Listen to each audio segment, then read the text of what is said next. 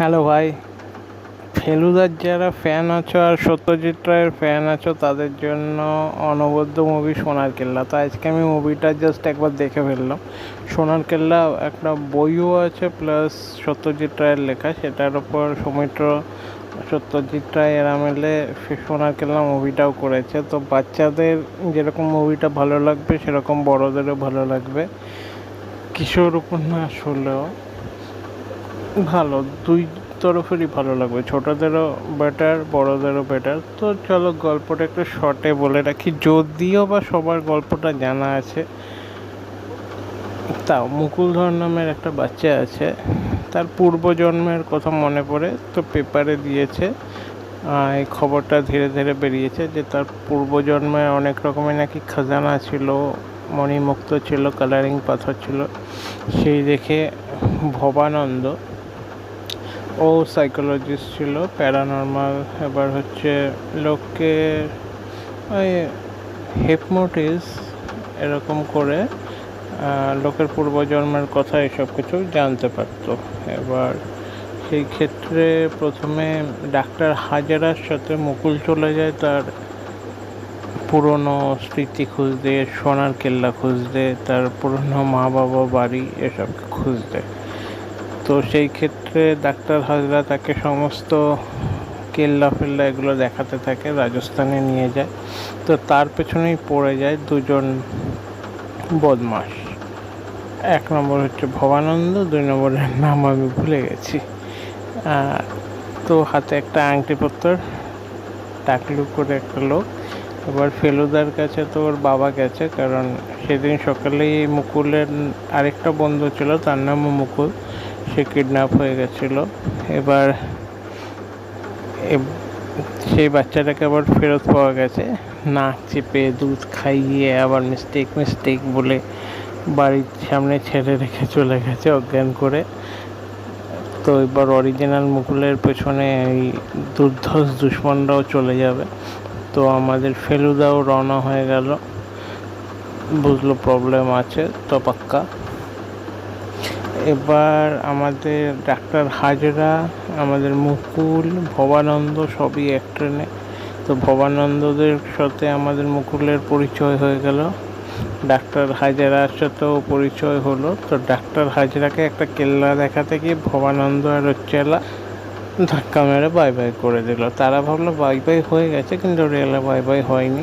তারপরে মুকুলের সাথে বন্ধুত্ব করে বললো তো খারাপ লোক ভ্যানিশ হয়ে গেছে, আমরাই দেখাবো লাখ লাখ ডাক্তার হাজরা, হাজার হাজার হাজারা, এরকম টাইপের একটা গল্প দিল। তারপর মুকুলের সাথে ওরাই থাকলো, ফেলুদা পৌঁছালো সার্কিট হাউসে,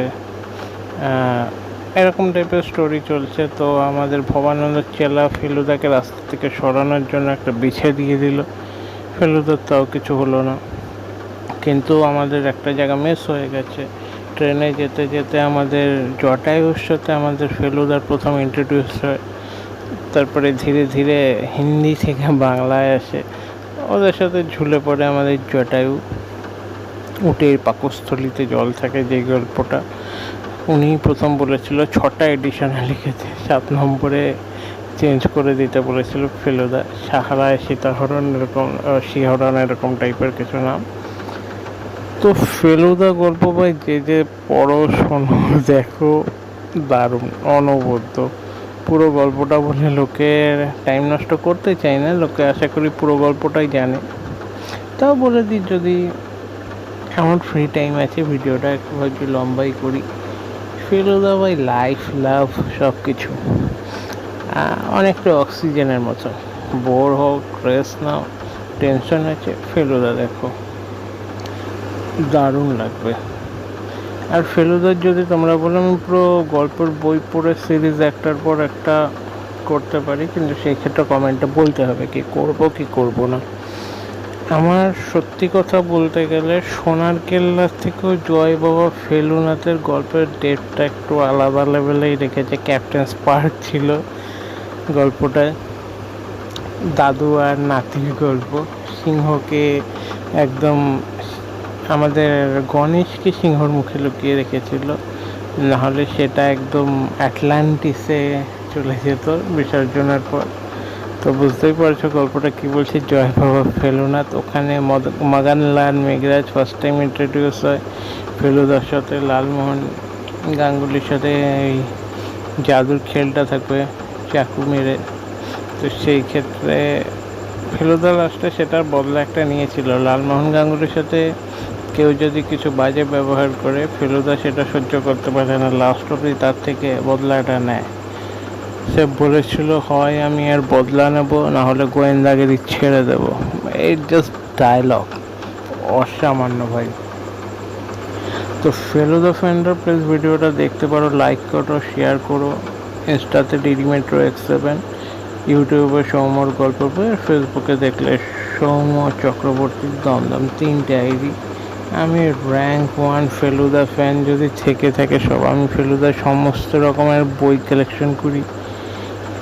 ইউটিউবে যা যা সিরিজ বেরোয় সেগুলো ডাউনলোড করা আছে, যা মুভি আছে, বই আছে, সব।